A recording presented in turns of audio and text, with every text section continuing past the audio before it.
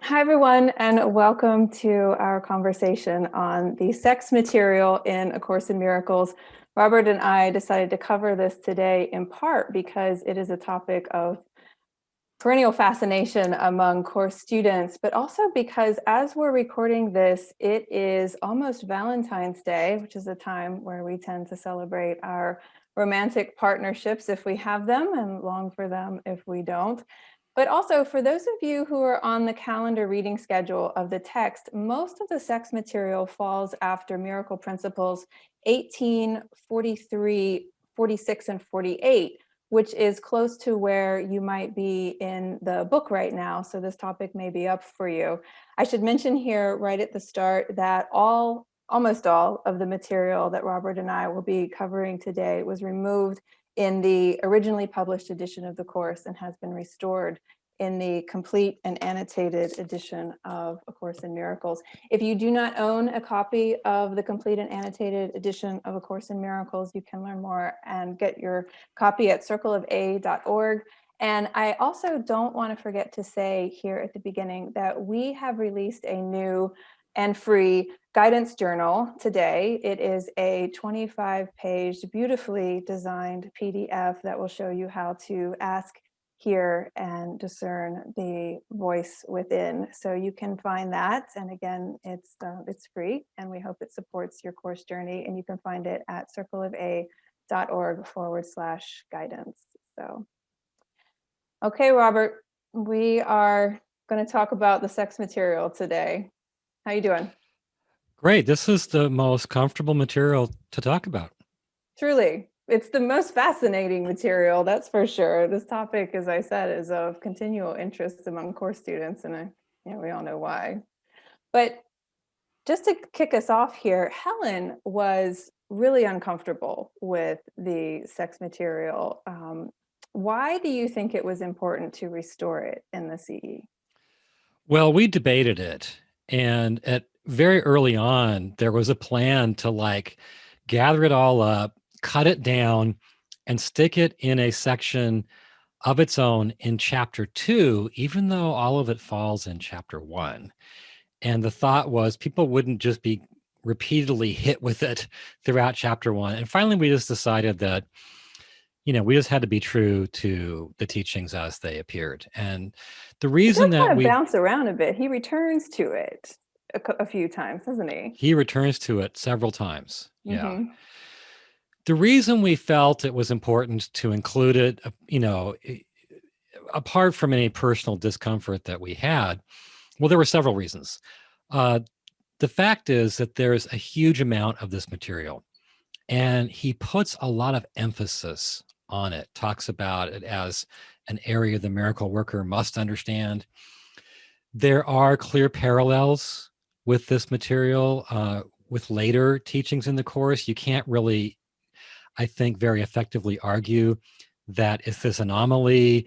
And later on, Jesus started to get through more clearly, and he wouldn't have said that at that time. The fact is, he never corrected any of it. And in this early part of the course, he would correct things that Helen got wrong in terms of she heard wrong. And finally, the thing that capped it all off for me was that at one point she expressed doubts, and she said to Mill, maybe this is me. She said, I hadn't intended to write a commentary on sex. And then Jesus stepped in after she wrote that, and she says this was corrected to read. She originally said, I hadn't intended to write a commentary on sex. She said it was corrected to read, God knows I hadn't intended to write a commentary on sex. And then he said, answer, he does indeed. And I think the impact of that is clear. It's like God is framed as the knowing one in this exchange, and Helen is framed as the clueless one, kind of just the innocent channel and the resistant channel in this case. So the implication is Jesus answered her doubts about whether it came from her or from a higher source, and essentially implied it came from God. Yeah, and you'd think that since it came from God and Jesus was upfront about saying that, why do you think that she was so adamant about having this content removed? We have a review on Amazon of the Complete and Annotated Edition of the course from Bob Rosenthal, who's the co-president of the Foundation for Inner Peace. And one of the things that he says in there, one of the more colorful aspects of his review, is that he said that Helen insisted on changing the word sexual to physical, so from sexual impulses to physical impulses, because she said, I will not have sex in my course, which is a funny way to put it. But yeah, she was very adamant that this material not be in the course proper. Why do you think that is? I don't really know why it is, but even before I heard that story from Bob, it was very clear in the editing over the different editions that she was very uncomfortable with it. It just got removed more and more and more until very little of the original teaching was in there. And in that original teaching that remained, any reference to the word sex or sexual was changed so that there is no reference in the FIP edition of the course to any cognate of the word sex. So I don't know. I don't really know why she was so uncomfortable with it, but she obviously was. And I think so many of us as students are uncomfortable with this material just as she was. Yeah, and I think part of the reason why, as students, we can be uncomfortable with this material is because it's viewed as being very extreme. I mean, one of the examples that's cited most often is in the course, it says on the CE, it says the only valid use of sex is procreation. And that is very extreme. The only valid use of sex is procreation. Yeah, it sounds Catholic. It does. But if in its context, he's talking about an approach to sex that is so egoless and selfless that it's really not for you. It's just to be a sort of channel of service to bring a soul into the world where that soul can, continue its spiritual journey and where you can raise that soul to be a miracle worker and thus fulfill its purpose for being on earth. It's like it's just this path of service. And, how many of us are there? Yeah, we don't often think of sex as a path of service, as you say. In fact, one of our course companions, Steve, totally cracked me up when we were talking about this idea. And he said, yes, I get it, but propagating the species isn't really a good pickup line. So it's not something that you say to somebody when you're interested in them and you want your relationship to go further. I mean, sex for procreation is an extremely high bar, but it's the thing that I always keep in mind when it comes to this topic is that, yes, it's a high bar, but the course sets a high bar for so many things, right? Like this is just one of them. Yeah, it's just so typical of the course, and we read those things, and if we do note the high bar being set, we often think, well, I'm just not there yet. And one thing that comes to my mind is with medicine. He basically says in chapter 2 that physical illness should be healed by miracles. However, in the case that the person who is ill and needs healing would be frightened of receiving a miracle and it might send him into a panic. In that case, well, it's okay to accept a compromise approach and to rely on medicine. It sounds like using medicine is almost like this exception to the rule, the way the course is talking about it. And none of us are saying, hey, why did he say that about medicine? That's just too extreme for us. We're all just using medicine. We're all essentially, acknowledging we're not there yet. And I think that is, a similar approach I think that we can take to this topic. Yeah, it's a good point. Nobody really talks about that in relation to medicine. We don't say, well, we shouldn't be taking medicine because that's a high bar, right? But we apply that to sex. And the thing that always comes to my mind about when Jesus sets a high bar is also his crucifixion.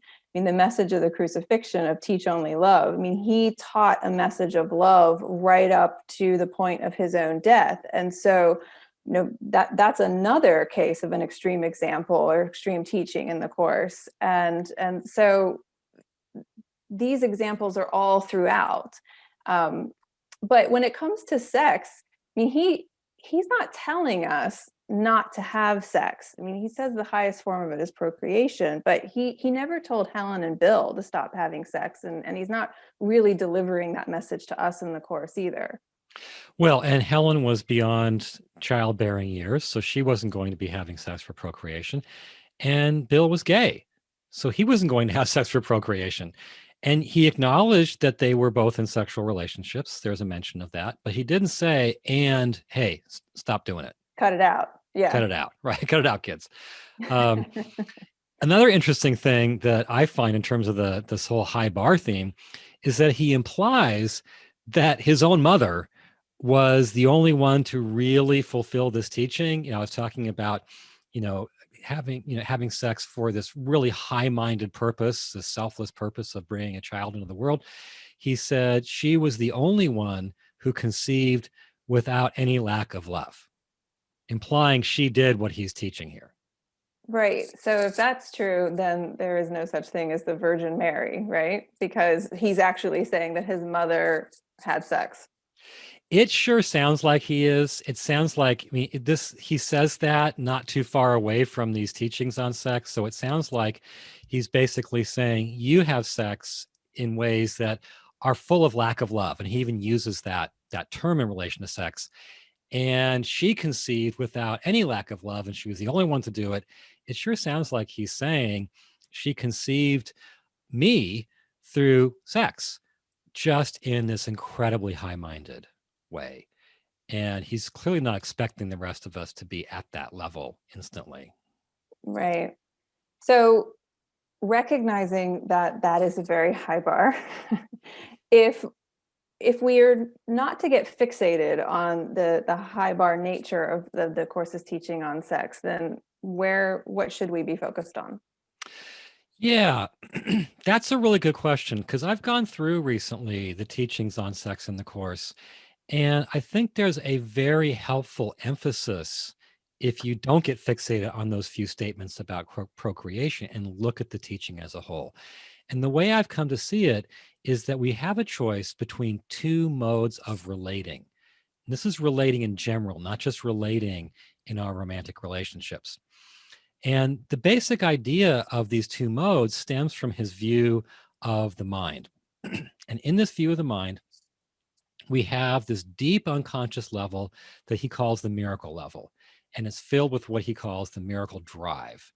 The miracle drive is constantly sending impulses toward our conscious mind. And these impulses are to give miracles.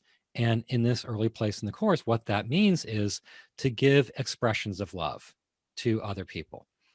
But what happens is those miracle impulses mostly don't reach consciousness, because he talks about a dense cover of unconscious distortions that lie above the miracle level in the personal subconscious that we filled with all kinds of crap, essentially. And so, it's filled with identification with the body and with the ego.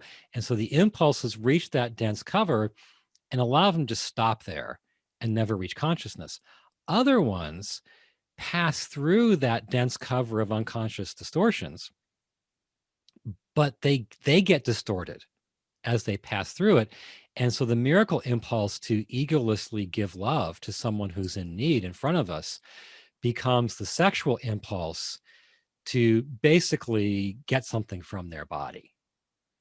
And so he regards that as one of the main ways that miracle impulses show up in consciousness. Love that idea of miracle impulses, and that is our true will. Like our true will, we think that at the core of all of us is this like deep dark thing that is the ego and all of our negative impulses. And it's really comforting to think that no, at the heart, at the basis level of all of us is this miracle impulse. We have this desire to express love. But the problem is it gets blocked and distorted. And so when the miracle impulse is blocked, we come across as heartless. And when it's distorted, then our relating to other people becomes sexually oriented. And so that's just an incredible idea, that our true will is to express love. It's just it can't get up through our own blocks and distortions. Right. And I like your thing that when it's blocked, we get heartless, because we all know the experience of there's someone in need. Why don't I feel that impulse to care and to help? Like, why am I empty in the face of their need? And then, of course, we also have the other. And you mentioned a sexual way of relating. I think we need to face the fact that so much of our relating is sexually oriented. And this transcends towards people who are sex partners or potential sex partners. It's much more general than that. Yeah, I mean, if you think about how much of our sexual attractiveness or being sexually attracted to someone, finding someone else attractive, how much of that influences how we respond and we relate to them, or even whether we relate to them at all. You know, as we've been saying, sometimes we just completely dismiss people because we don't feel that sense of attractiveness to them. And so we're limiting the amount of people that we come in contact with. And, you know, if you and I were talking about this morning, and we were saying that it's almost like your personality gets a shot if your looks pass the test, right? And there's Mm. something inherently unfair about that, and yet we all do it. I was joking with you this morning that I know far more than I would have known otherwise about international human rights, but for the fact that Amal Clooney is the spokesperson for them. And I You like got a to thing watch for them her. all, huh? What? Yeah, I have a thing for Amal. But I also, you know, we were joking about this too. I have a thing for Angelina Jolie as well. And so I know far more about the UN High Commission for Refugees because she's the one who's on the ground for them. And so in some sense, it's like, okay, well, they're just using their influence to do good in the world, and there's nothing wrong with that. But at the same time, there is something inherently unfair about that. So I think as we're sort of taking in the course's teaching on this idea, we should really be asking ourselves how much of the way we relate to other people is based on how attractive we find them. Yeah. Yeah. Sobering question. And Really? this highlights what I was saying a little bit ago about, I think the two ways of relating are the main teaching here. And he says in a very important statement, he says, sex and miracles are both, and this is emphasized, ways of relating. Sex and miracles are both ways of relating. That's so important. So, well, let's talk about the sex-based way Yeah. of relating. So what does the everyone's like, ooh. So what does the course have to say about that? Well, I think the basic thing is that he says in that mode, we essentially relate to others as bodies. So they're bodies, they're objects. And as such, their relevance is, do they meet my needs or do they not? Yeah, and the teaching on this, and Jesus is saying that do they meet our needs or not, that involves what he calls disrespect for the individuality of others. And I think that is such a appropriate and accurate observation, because when we view other people through the lens of are they attractive or not, then we are disrespecting their individuality. We're disrespecting their individuality if we're dismissing them because we don't find them attractive.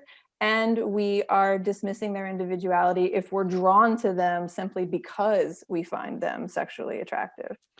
Well, and I think that a lot of what Jesus had in mind with that line about disrespecting the individuality or disrespect for the individuality of others was how, when we have a need in relation to someone sexually, we would like to ignore their free will, their needs, their own personal autonomy. So it's almost like they don't have a right to be their own individual. Our needs want them to just be a puppet of our own needs. Right. And we even use the language objectify for that. So we admire someone for their attractiveness, and it's objectification, right? Like we make an object of a person. Yeah, and that was some of the original language in this dictation. And I'm so glad it's there in the CE, because he talked about making people into objects.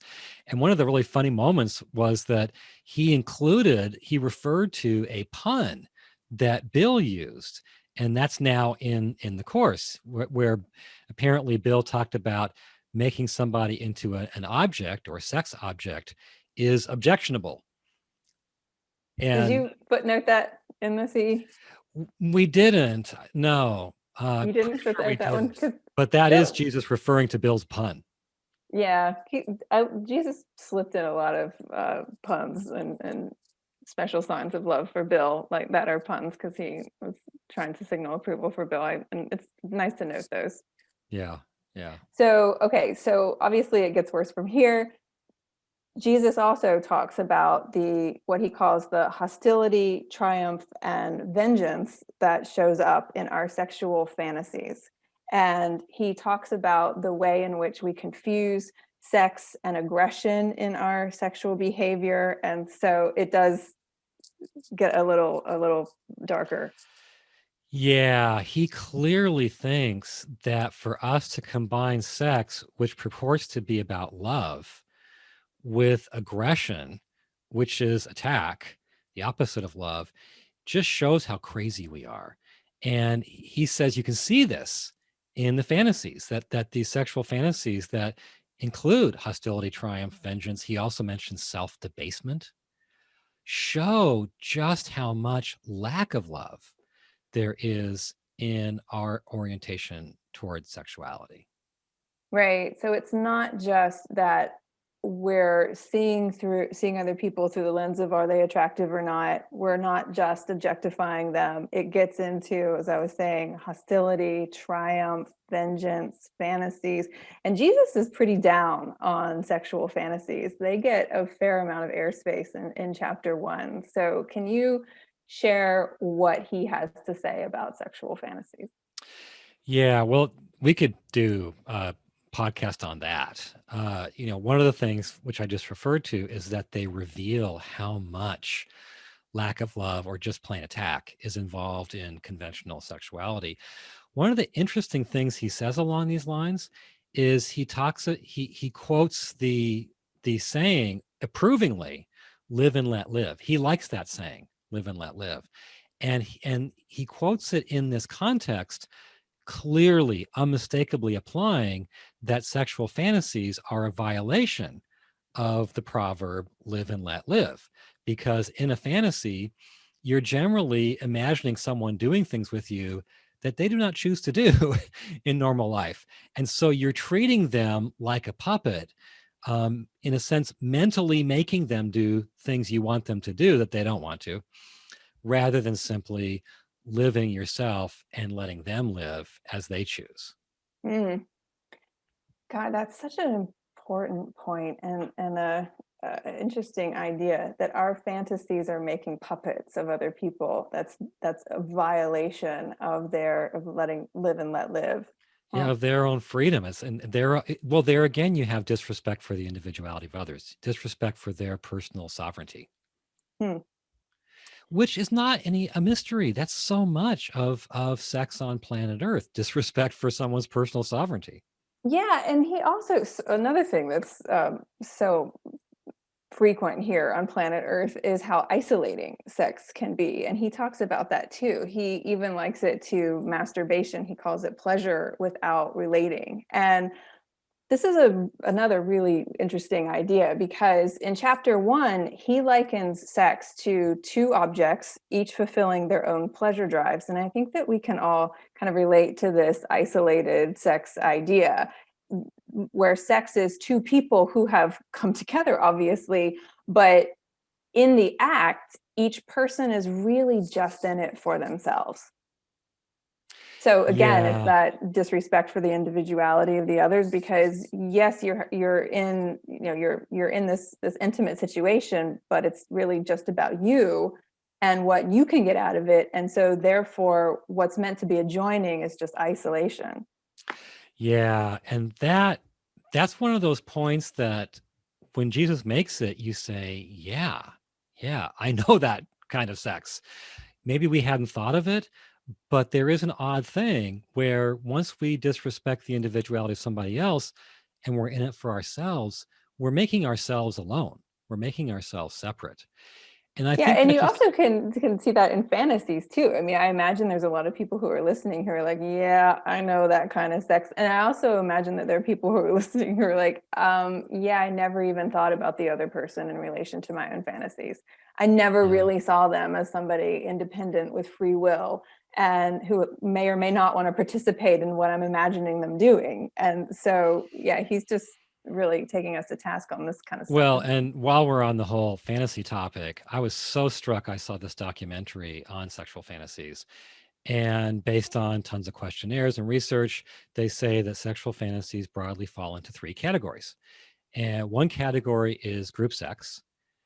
The second category is novelty, where you're having sex in novel places, like where you shouldn't be having it, or using novel devices.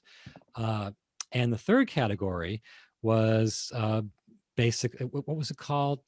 Basically, it's bondage, BDSM. BDSM, right? Um, I think they called it bondage and control, um, but they said that's what it is. It's BDSM. And what so struck me is if our fantasies reveal how we're really, what our real drive is in relation to sex, how we're really feeling and wanting, none of those are about love and joining And closeness and and intimacy for its own closeness. sake. Yeah. Right. Where are those fantasies? Why aren't those showing up in the questionnaires? I thought that was incredibly telling. Yeah, it is telling, because if you lift the hood on what it is that gives us sexual gratification, it's isolated and aggressive. Like the very things that he's warning us against here in the sex material. Yeah. Yeah. So, in my view, all of that plays into his overall approach to a sex based way of relating, or at least a sex laced way of relating, which is that when we are relating to people as bodies without their own individuality, who are just mere objects, we're basically relating to people as surfaces. And what he says is, quote, interpersonal relationships become superficial. So, if you're relating to someone as being something superficial, then your relationship with them is also going to be superficial. Yeah, and if you have a superficial relationship, then how satisfying can it really be? I mean, he talks about trying to find emotional nourishment from shallow roots that are not deep enough to sustain you. And I think that we can all relate to that too. And so, where we end up going from this is we think that sexual gratification will satisfy us. And then when it doesn't, because it's superficial, then we end up like going through partners in search of this thing that we can never have because the roots are too shallow. Or thinking that we need to really fulfill those fantasies we've been keeping a lid on, for instance. Right. Right. Yeah. Like we think we need to go deeper into the fantasies or achieve the fantasies, when really we just need deeper relationships. Right. When really the fantasies are unfortunately a picture of the problem. Mm. Yeah, so I like that image and didn't give it much thought for many years, but he has this image of shallow roots. And you can imagine a tree that can't send its roots very deep. Maybe it's under a thin layer of soil, there's like concrete or rock or something. And that tree is trying to get its nourishment from these shallow roots, and they just aren't deep enough, and the tree's not getting the nourishment it needs. And that's what he's saying about us. Our roots go skin deep with people. This And is a way so to they, put it. yeah, and so they just don't go deep enough to really give us the nourishment, the water of life, you could say, that we need. And therefore we need a new approach to relationships, not to abide by some religious rule book, but to find the sustenance we need. Hmm. Yeah, I love that idea that when we have a sexual way of relating to other people, it in the end it deprives us, right? It Right. leaves us empty. And one thing that I always say in this regard is that sex is the reward of intimacy. Intimacy isn't the reward for sex. And I think a lot of times we get that backwards. We think that the sex itself is what creates the intimacy, but really, I mean, the best sex, of course, is when it's the result of the intimate relationship between the two people. It's not the result of personal gratification or aggressiveness or novel places or novel devices. It's what comes out of a truly joined, close relationship. So, and I think he's getting at that when he talks about the other way of relating to people, which is miracle inspired. So do you want to share more about Yeah. that? So our big heading is that these teachings on sex come down to two modes of relating, and the other way is what he calls miracle inspired relating. And I just think that is such an interesting term. And it says it's evocative. It suggests that we're not giving isolated miracles like here's an expression of love, and that's my expression of love for the day, and I can feel good about that, which is good. But he's suggesting that our whole way of relating is inspired by the miracle impulses. And this goes back to that view of the mind where the miracle drive deep in the unconscious is constantly sending miracle impulses up to consciousness. And here we have, by disidentifying with bodies, we've taken that dense cover off of the miracle drive. And now what flows freely to consciousness is an endless stream of genuine love, genuine caring, genuine desire to reach out a hand, to be there for people in need. And and in this mode, we're not relating to them as bodies. We're relating to them as minds that are ultimately holy and infinitely valuable and eternal. And so we recognize something hallowed in that person, and our miracle impulses flow freely. And as a result, we establish a depth of relationship with them because we're not just relating to the surface. Yeah, and that's why I think the course's teaching on miracle impulses is incredibly important because so much of sex has been stigmatized in our culture. Like we think, I mean, yes, there is something animalistic in these bodies. Like we do have some kind of sexual impulse, but it's really helpful to think that that's not the truth of who we are because so often when we think about sexual impulses, we think that's our base nature, that we're just out there trying What's to, natural? yeah, like we think that the most natural thing in us is the sexual impulse. And it's really helpful to know that the basest impulse in us is that miracle impulse. And that's the thing that's trying to get out beyond our sexual impulses, right? Like it's the miracle impulse that we have to let loose and let loose freely. We can be Right. promiscuous with our miracle impulses. God. Anyway. So anyway, a lot of students have pointed out this line that Jesus says that sex is an area that the miracle worker must understand, and he emphasizes the word must. It sounds he's really emphasizing this. So why do you think that the miracle worker needs to understand specifically what the course teaches on sex? When I first read that, I didn't know what it meant, and I found it kind of puzzling because it sounds like, okay, it's really important the miracle worker only have sex for making babies. And I don't think that's why it's so important.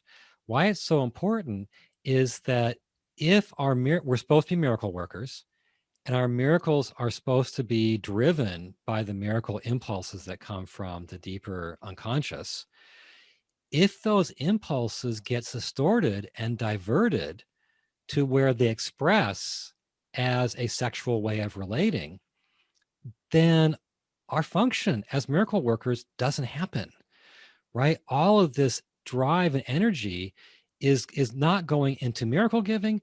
It's going into, flirting and innuendo and pursuit and, everything around sexuality. And therefore, he doesn't get his miracle workers. And one way I've thought about that is if you, for instance, have a feeling of thirst, which is properly an impulse to drink something, and you misinterpret that as hunger, you will then express that impulse in the form of eating something, and you'll never satisfy the real impulse of thirst. And so if we take our miracle impulses and distort them into sexual impulses, the real thing in us, which wants to express love and be of help and join with another mind, that never gets satisfied.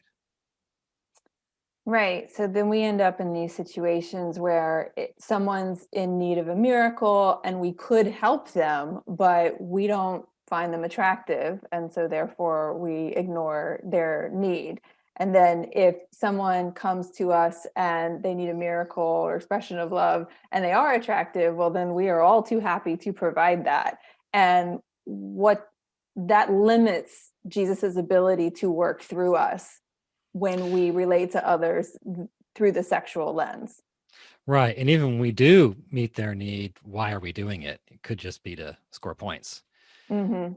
And actually, he does address this in one of the very earliest miracle principles in its original language. He said it was essential for miracles to not be undemocratic, not be selective, so that we funnel miracles only to our favorite people.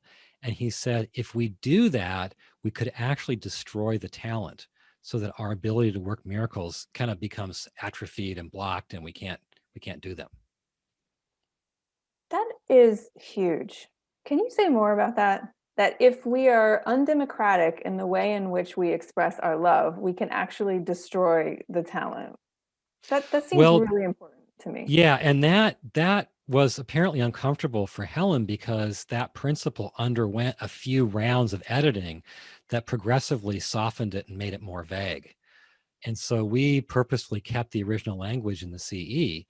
And basically, he's talking about how otherwise they may become undemocratic. And he says selective miracles. And obviously, undemocratic is about expressing, democrats about expressing social equality. And then he talked about selective miracles, which is also the same idea. You know, be equal in who you're willing to give miracles to. He says selective miracles are dangerous and may destroy the talent. And what I get from that is to say, I'm going to give miracles to my favorite people, those attractive ones out there, right, is so against the nature of miracles, because their whole nature is everyone is equally deserving, that you actually may destroy the talent. You may kind of unplug whatever in you is able to truly give love to others. At that point, all you're giving is egocentric. There's so much there.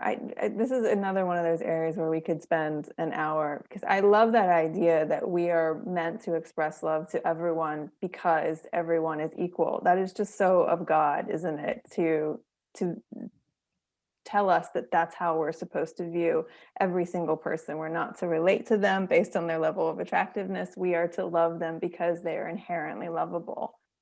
Well, he even talks about there's this term that did get edited out in the FIP edition, but it actually occurs 3, 4 times in the original dictation. And as the term is the impersonal nature of miracles. And he Mm-hmm. doesn't, by impersonal, he doesn't mean cold. He means that when we give a miracle to one person, what we're really giving it to is something in them that is not personal to them. It's universal. So if I give a miracle to you, if I do it right, I don't give it to what's special about you. What's my favorite thing about you? It makes you look more valuable and more attractive than others. I give it to the universal in you, that in you, which is in everyone. And that requires a certain way of seeing the other person. Like you almost have to get out of your physical sight that says attractive, not attractive, worthy, unworthy, et cetera, et cetera. Like we have all these judgments, and we have to just get through those to see the inherent holiness, worth, and worthiness of the other person, so that we can express love to them. But Yeah. we're getting a little Well, far yeah, a here, little bit but far afield, but I'm glad we're talking about this because I feel like just through talking about this, I'm understanding that principle better. Like, if you just give miracles to your favorite people, isn't there something egocentric about that? And if you get egocentric enough through that process, you become unable to really give love. So your miracle working talent goes offline. I know. And it almost feels, I know it's not, but it almost feels like a threat, right? And so it, to me, I hear it, and I'm encouraged to be impersonal in the way in which I give miracles, because I don't want to destroy that talent. And of course, you have all this teaching on specialness that's wrapped up in here too. And so when you give miracles to someone who you find sexually attractive, and you're loving them because you find them sexually attractive, there's that teaching about specialness that says you rob from them, and there's something that feels really true about that. Mm-hmm. And as a Yeah. woman, I mean, I can say that I've felt robbed from in this regard. Like I've had, every woman I'm sure can share stories of having situations where you just feel like somebody wants something from you that you don't want to give. And so not only is that disrespectful of your individuality, but you can tell that they're viewing you with some sort of specialness, and it's just, yeah. So we can get really, really tripped up in how it is that we see each other Right. through this sexual disoriented lens. It's a love shot through with aggression. It's a love shot through with aggression, because you're, yes, you're trying to express what you view your form of love, right? Like it feels like love to you, but to the other person it feels aggressive. Right. Yeah. Yeah. Hmm. Okay, so we are coming up on the top of the hour here. So there's something I want to make sure that we cover, and that is homosexuality. There is a part under Miracle Principle 18 that says the only valid use of, well, no, the course says the only valid use of sex is procreation. It addresses homosexuality under Miracle Principle 18. What does it say about homosexual sex? Okay. So this is how the whole long thread on, on sexuality begins. And I think, because Jesus was, I mean, sorry, because Bill was gay, uh, I think Jesus, Breaking news, Jesus was yeah, gay. right. We saved that bit for near the end. Um, I think Jesus is addressing this because of Bill. And what he says is homosexuality is lacking in love only to the extent it is based on the principle of exclusion. Everybody should love everybody. So normally, if you say there's something wrong with homosexuality, you're saying you love the wrong people, right? You're supposed to love the other side, the other team. Uh, and what Jesus is saying here is no, the only way it's lacking in love is not because you love the wrong people, but because you don't love enough people, because you have, restricted your love to people with, what he calls body structures that you approve of. Okay. They've got the right body structures. So you restrict your love to them. So Which is he's the right parts. the right parts, right? Got the right parts. Yeah. And so he's really taking, I think, a reassuring attitude there for Bill, which is it's not that you love the wrong people, it's that you need to love everyone and not restrict your love. And then he says heterosexual attitudes can be similarly distorted, but do contain a more natural potential. And that's, of course, the potential for that top of the pyramid, which is where you're selflessly just engaging in sex to bring a soul into the world for its spiritual journey. um, so he does say there's that more natural potential, but if we're short of that apex, the teachings kind of, the teachings that he's giving apply pretty much the same to whether someone is heterosexual or homosexual. Yeah, and I I know of so many potential course students who are gay and who have come into the course, and it's right there in the beginning of the miracle principles where it says more natural potential for heterosexuals, and it's so, that line is so easy to misinterpret. And so I know so many of my friends who have just kind of closed the book and said, nope, this isn't for me. This reminds me of the Christianity, for example, that I'm trying to get away from, where I feel very judged in this community. And I'm always really saddened by that, because he's not saying that homosexuality is wrong. He is just saying that you're not loving enough people, or if your love is exclusive to those with the right parts, then you have the wrong idea of what it is to be a miracle worker in the world. And he's And saying that applies just as much to heterosexual sex, can be similarly distorted. right, right. So what is ultimately this very generalized message on sex, where Jesus is like, yeah, you're both getting it wrong, but that, homosexuals and heterosexuals, you're both getting it wrong, but that's okay. It can be so easily misinterpreted. And I just think that's really unfortunate. Yeah, I think so too. I think he's calling all of us to a higher way of relating. And you really see that with, can be lacking in love only to the extent that exclusion is involved. Right. So if we have this spectrum of sex, if you will, where you have aggressive, isolated sex on one side, and then you've got this selfless procreation on the other side. I mean, even if we can't sort of make it up to the pinnacle of sex for procreation only, we can get to a place where we're evolved enough that our sex is about love and connection and intimacy and joining, right? Well, that has to be the case. I mean, and who's going to go from, I see sex as aggression, and I'm just in this for me, and you're just an object? Who's going to go straight from that to Mother Mary? I'm just bringing, you know, part of the Christ into this world, where the world can be a better place. And, you can't go straight from that, from one to the other. There has to be this vast in between ground where sex takes on those very qualities it doesn't have at the very bottom of the ladder, so to speak. It takes on a complete lack of aggression. It becomes truly loving, and it takes on a complete lack of isolation. It becomes truly joining. Sure. Surely that more healthy sex is far better, you know, than just staying at the bottom of the ladder. And I think it's probably, I mean, I guess the point is you can't just jump from that bottom of the ladder to Mother Mary.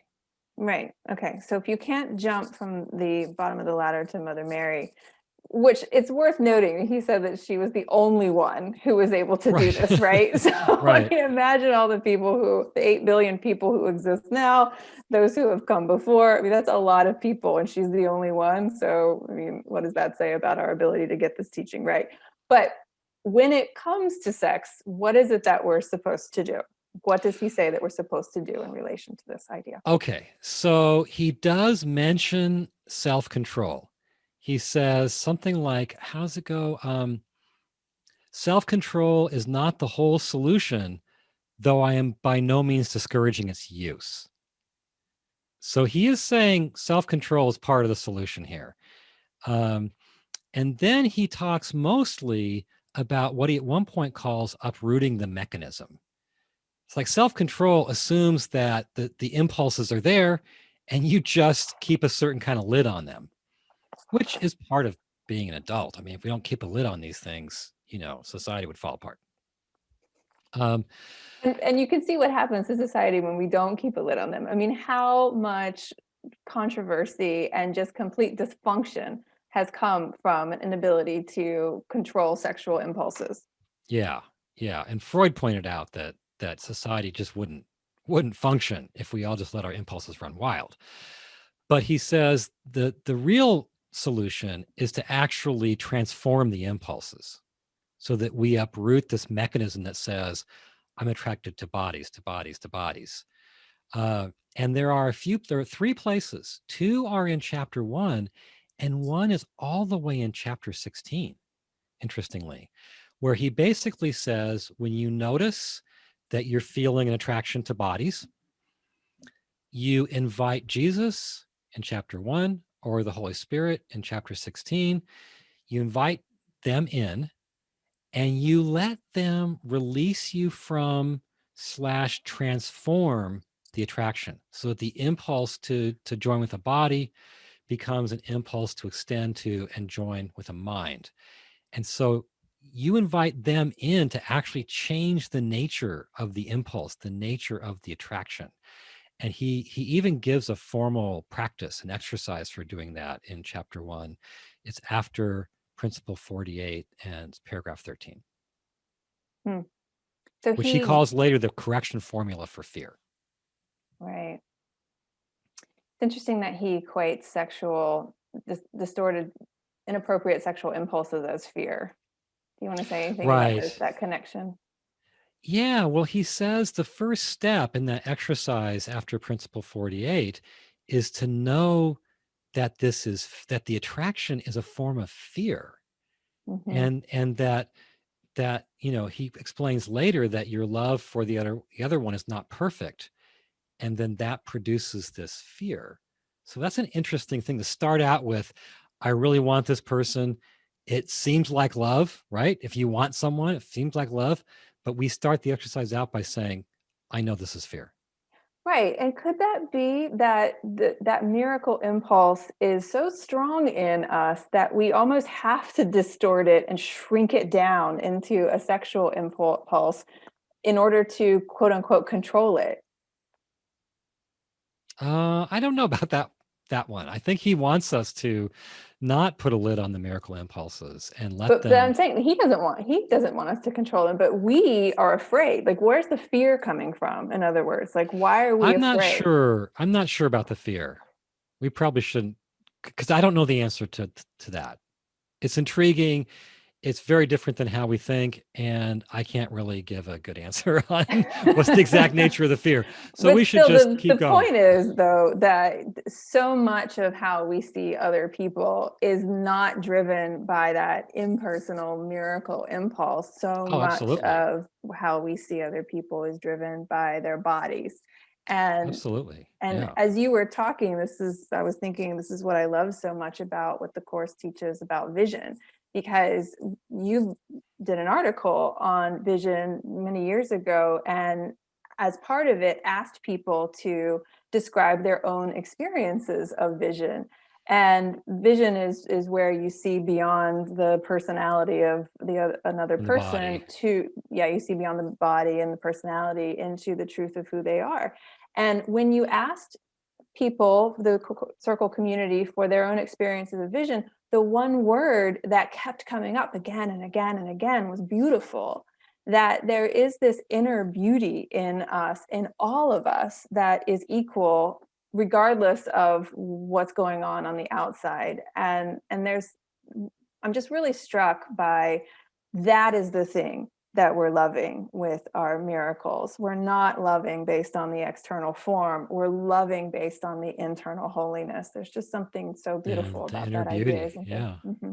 Yeah. And it's interesting because that term, like you said, kept coming up, and it comes up again and again in the course in relation to vision. So there is this spiritual eye in us that can see past the body. And when it does, it sees an inner beauty that's not physical beauty and is absolutely entrancing. Mm. It's an unforgettable experience, people would say again and again. And seeing physical beauty is rarely an unforgettable experience. Yeah, and it fades too, Yeah. really quickly. Give it time. Yeah, give it time. It goes away for everybody. So, Robert, we are at the top of the hour. So, before we close here, can you just summarize the big picture here on the course's I teachings think on the sex? big picture, yeah, I think the big picture is it's not about refraining from any sex that's not going to end up, producing a baby. The big picture is we need to move from a sexually based, or at least sexually laced, way of relating to others into miracle inspired relating, where our relating is constantly flowing from those pure miracle impulses in us, the natural impulse to give love and help and caring. And by moving to miracle inspired relating, we can fulfill our function as miracle workers. We can fulfill that deep urge in us that the impulse, contains, that we have a natural urge to reach out, to help, to join, to love in a true sense. We can have relationships that are deeper and that have a real sense of joining in them. And by sinking those deep roots, we can be truly sustained in a way that our sexual way of relating just can't do. Yeah. I love this topic so much. And I love what Jesus has to say about it, in the sense that he's not trying to be a Puritan here. He's not stigmatizing sex. He wants us to be, he's meeting us where we are, first of all, but he wants us to be happy, and he wants us to have relationships that aren't empty. And he doesn't want us to feel alone in our sexual interactions, and in our interactions in general. And so all of this teaching just really comes down to that idea. Like, he's not saying don't have sex. He's saying, yes, I recognize you're going to do this. And in that, let me show you how to not be alone. Yeah, right, right. Yeah, I think it's better to frame this not as a whatever you do, don't do that. It's whatever you do, bring miracle inspired relating more and more into all of your relating, including in the bedroom, including everywhere else. And if you do that and elevate your whole manner of relating to others, you will be more fulfilled. You will satisfy something very, very deep in you that can only be satisfied in that way. Hmm. So I said at the beginning that part of the reason why we were doing this topic was because it not only fell in the reading calendar for the text, but also because we're coming up upon Valentine's Day. And what is Valentine's Day if not that, like, specialness of the one person that Right. we're with? And so we can take this idea into every day, right? Like, not just Valentine's Day, but we take this idea of loving that which is holy in everyone all the time, and being being democratic about our miracles, and just express love to all. And that's just Yeah. such an incredibly beautiful teaching. Yeah. I love that one line. Everybody should love everybody. Yeah. Okay. All right. Well, Robert, thank you so much. As always, I really enjoyed this conversation, and I hope those who are listening have too. So It's been fun. yeah, it's been fun. We'll see you next time. Bye for now.